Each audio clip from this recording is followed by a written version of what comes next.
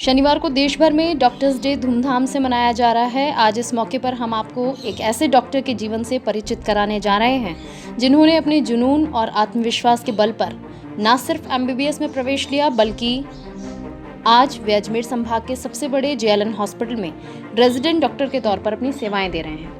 आज हम आपको मिलवा रहे हैं राजगढ़ तहसील के जसवंतपुरा गांव निवासी डॉक्टर श्रवण चौधरी से। डॉक्टर श्रवण चौधरी बचपन में पोलियो की बीमारी की वजह से अपने दोनों पैरों पर खड़े होने की क्षमता खो चुके थे, लेकिन अपने माता पिता के सहयोग और खुद के आत्मविश्वास और जुनून के चलते उन्होंने कभी भी अपनी दिव्यांगता को अपने सपनों को पूरा करने के आड़े नहीं आने दिया। सेकंड क्लास में ही उन्होंने डॉक्टर बनने का सपना आंखों में पाल लिया था और उसे पूरा करने के लिए दिन रात एक कर दिए।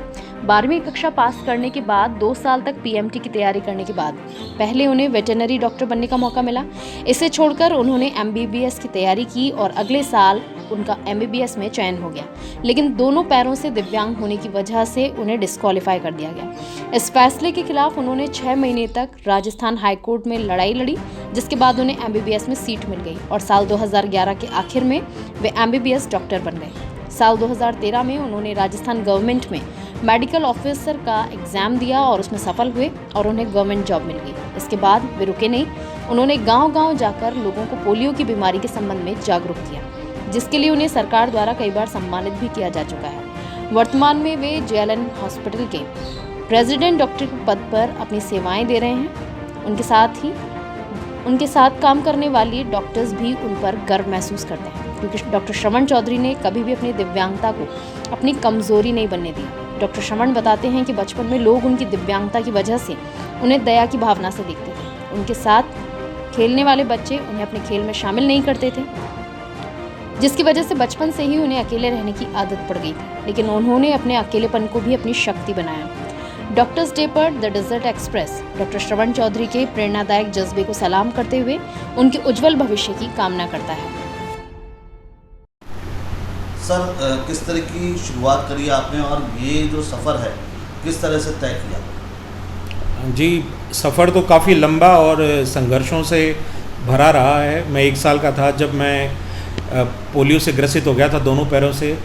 तो चाहे स्कूल जाना हो, चाहे कॉलेज की पढ़ाई करनी हो, काफ़ी संघर्ष रहे, मगर मैं सौभाग्यशाली रहा कि मुझे मेरे परिवार का और मेरे गुरुजनों का बहुत सपोर्ट मिला और ईश्वर ने इतनी शक्ति दी कि भाई इन सारी विकट परिस्थितियों को पार पाते हुए मैं अपना काम कर पाया। कितनी खुशी मिलती है कि आज मरीजों का इलाज कर रहे हैं, मरीजों को देखभाल कर रहे हैं आप? ये तो एक सबसे बड़ी आत्मसंतुष्टि की चीज़ है कि आपने चाहे कैसे भी अपना सफ़र तय किया हो, मगर आप सोसाइटी में कंट्रीब्यूट कर रहे हो, एक अच्छी जगह कंट्रीब्यूट कर रहे हो और आप मतलब अपने काम से जाने जा रहे हो, क्योंकि भाई मुझे मेरी दिव्यांगता के बजाय या मैं व्हील चेयर से चल रहा हूँ उसके बजाय मेरे काम से जाना जाता है कि हाँ भाई मैं मरीज़ों का इलाज कर पा रहा हूँ, उनको बेहतर स्वास्थ्य दे पा रहा हूँ और जो एक सामान्य जो मेरे साथी चिकित्सक हैं उनसे बराबर या इक्वल काम कर पा रहा हूँ, उनसे कम काम नहीं कर पा रहा। तो एक और जो मरीज़ ठीक होके जाते हैं वो जो आपको एक आशीर्वाद देते हुए जाते हैं, वही आपकी सबसे बड़ी पूंजी है। एमबीबीएस में आपको कोर्ट भी जाना पड़ा, क्या कारण रहा? उस समय जो एमबीबीएस की पढ़ाई के लिए जो गवर्नमेंट ऑफ इंडिया के नियम थे वो अलग थे। लोअर लिम्ब में 70% से ज़्यादा जो विकलांग थे उनको एडमिशन नहीं देने का क्राइटेरिया था। तो मुझे यहाँ पे अजमेर में मेरी काउंसलिंग हुई थी, मुझे 90% लोअर लिम्ब में डिसेबल्ड बताते हुए डिस्क्वालीफाई कर दिया गया था।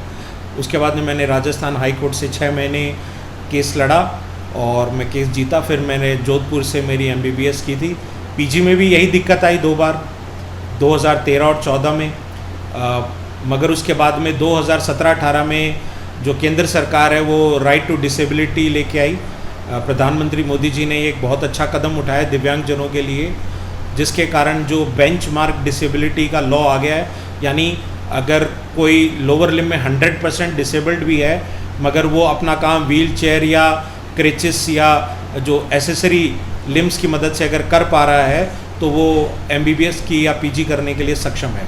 किस तरह का मैसेज देना चाहेंगे आप युवाओं को? बिल्कुल भाई, चाहे अपने काम में निपुण बनिए और जो भी दिव्यांगजन हैं उनको किसी भी तरीके से अपने आप को हीन नहीं समझना चाहिए, कमज़ोर नहीं समझना चाहिए और सोसाइटी को भी दिव्यांगजनों के प्रति अपना नज़रिया बदलना चाहिए, उनको बराबर दर्जा देना चाहिए।